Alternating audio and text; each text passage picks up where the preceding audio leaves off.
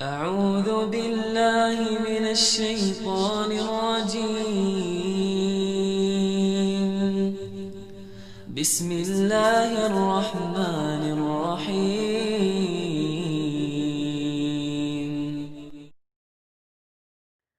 Assalamualaikum warahmatullahi wabarakatuh.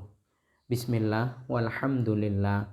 Thumma salatu wassalamu ala rasulillah habibina wa qudwatina Muhammad ibn Abdillah wa ala alihi wa ashabihi wa mawalah wa man tabi'alah ila yaumil qiyamah. Wa ba'dah. Ada seorang wanita, statusnya sudah sebagai istri. Namun, dia dicerai oleh suaminya. Setelah 1-2 minggu dicerai oleh suami, dia kok merasakan hal yang aneh pada dirinya. Lalu kemudian dia bergegas untuk membeli tes pack. Dan benar saja, ternyata menunjukkan positif hamil.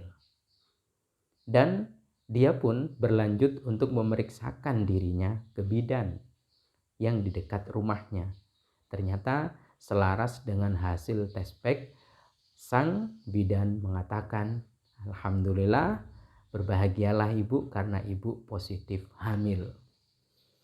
Hal ini tidak cukup membuat si wanita itu yang telah diceraikan oleh suaminya itu tersenyum. Kenapa? Karena sudah dicerai lah kok hamil. Kemudian dia pulang. Setelah dia baca dan dia baca, lalu dia mendapatkan satu informasi bahwa bagi wanita yang hamil, kondisi hamil kemudian dicerai, masa iddahnya adalah sampai melahirkan.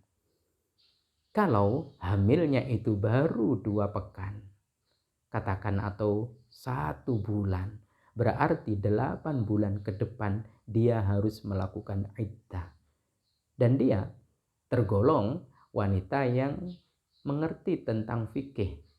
Dan dia pun punya komitmen akan menjalani masa iddah itu. Karena masa iddah adalah istimewa bagi seorang wanita.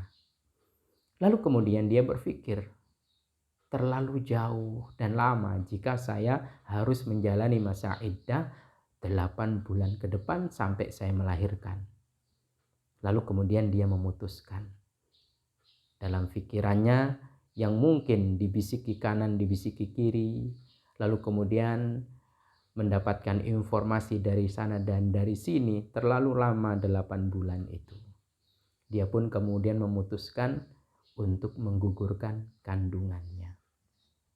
Pertanyaan yang akan kita bahas, yang kita jawab adalah bagaimana hukum menggugurkan kandungannya dalam rangka untuk menyelesaikan masa iddahnya. Apakah iddahnya selesai dengan cara menggugurkan bayinya? Nah, ini yang kita bahas. Kita tidak membahas tentang hukum menggugurkannya, karena itu perlu kita bahas di kesempatan tersendiri. Yang kita bahas adalah menggugurkan kandungan atau kandungannya yang gugur dengan sendirinya, sebut saja seperti itu agar pembahasannya lebih luas. Apakah iddahnya selesai? Nah, penting untuk kita ketahui bersama-sama bahwasannya bagi seorang wanita yang ditinggal meninggal oleh suaminya atau dicerai oleh suaminya, dia memang wajib hukumnya menjalankan iddah. Iddah adalah menjaga diri supaya tidak berpenampilan menarik di hadapan laki-laki yang belum boleh melamarnya pasca wafat atau suaminya yang menceraikannya. Dia kudu banyak di rumah dan utuh waktunya di rumah. Tidak boleh berdandan dan bersolek, tidak boleh banyak berkomunikasi dengan banyak orang. Pendek kata, dia kudu dipingit. Kenapa? Ini sekali lagi kita bahas di kesempatan yang lain. Nah, iddah itu ada 2 macam. Kalau dia tidak sedang dalam kondisi hamil, maka bagi wanita yang dicerai oleh suaminya, salah satu quru, 3 kali masa suci. Sedangkan bagi wanita, istri, wanita yang ditinggal meninggal oleh suaminya, masa iddahnya dia kudu menjaga diri dan menahan diri itu arba'ata ashhuri wa asyra, 4 bulan 10 hari. Tapi bagi wanita yang sedang hamil, Allah Subhanahu wa taala menegaskan wa ulatul ahmali ajaluhunna ayyadhna hamlahun.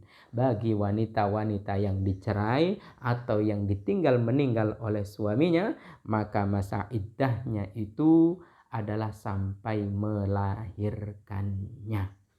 Maka bisa panjang bisa pendek. Bagi wanita yang ketika dicerai usia kandungannya sudah 8 bulan, ya berarti sebulan ke depan. Tapi bisa panjang bagi wanita yang ditinggal meninggal atau dicerai, sedangkan masa kandungannya baru sebulan seperti yang ditanyakan, maka 8 bulan ke depan. Nah, yang kita bahas sekali lagi adalah masa iddah yang mestinya sampai melahirkan, yaitu sampai 8 bulan ke depan ternyata digugurkan atau keguguran dengan sendirinya. Apakah sudah selesai hamilnya, iddahnya? Mari kita simak bersama-sama. Bismillahirrahmanirrahim. Di dalam kitab Al-Bajuri, qauluhu biwad'il hamli ila angkol wa syamilal hamlal mayyita fala tangqadi al-iddatu illa biwad'ihi walau bidawain kama yattafiqu li ba'dil hawamili fa innahu qad yamutul waladu fi batnil mar'ati wa yatrukna fiha fala tanqadi iddatuhunna madama fi batniha walau talatil muddatu. Simpelnya penjelasan ini mengantarkan kita iddahnya selesai dengan melahirkannya, cara melahirkannya keguguran sendiri, tetap selesai masa iddah. Digugurkan juga selesai masa iddahnya. Namun sebaliknya, andaikan di kandungan seorang wanita yang menjalankan iddah itu ada janin, janinnya sudah meninggal dunia, tapi dia tidak melahirkannya, apakah dia tidak mengeluarkannya dengan cara paksa atau tidak berikhtiar untuk, maka sepanjang bayi itu ada di kandungannya, belum dikatakan rampung iddahnya. Maka amat sangat bergantung pada janin. Bila keluar dengan cara apapun, normal atau tidak normal, selesai iddahnya. Hidup atau sudah meninggal dunia, tapi masih dalam kandungan, belum menyelesaikan iddahnya. Sekali lagi saya tegaskan, ini bukan dalam rangka memperbolehkan menggugurkan kandungan, bukan. Yang kita bahas adalah iddahnya sudah termasuk selesai. Kalau iddahnya sudah selesai, dia welcome dong, boleh, halal menerima lamaran dan pinangan dari laki-laki lain, lalu kemudian menikah pun diperkenankan. Tapi jika masa iddahnya belum selesai, apakah yang dicerai meninggal dunia tidak hamil, ataukah yang hamil tapi belum melahirkan? Sungguh ini hal yang tidak disuka, hal yang dibenci oleh Allah dan Rasulnya Muhammad SAW. Maka berhati-hati, sekali lagi, selesaikan iddah baru menikah. Belum selesai iddah, sungguh tidak terpuji, karena itu tidak sah pernikahannya nanti. Semoga bermanfaat. Wallahu a'lam bishawab. Assalamualaikum warahmatullahi wabarakatuh.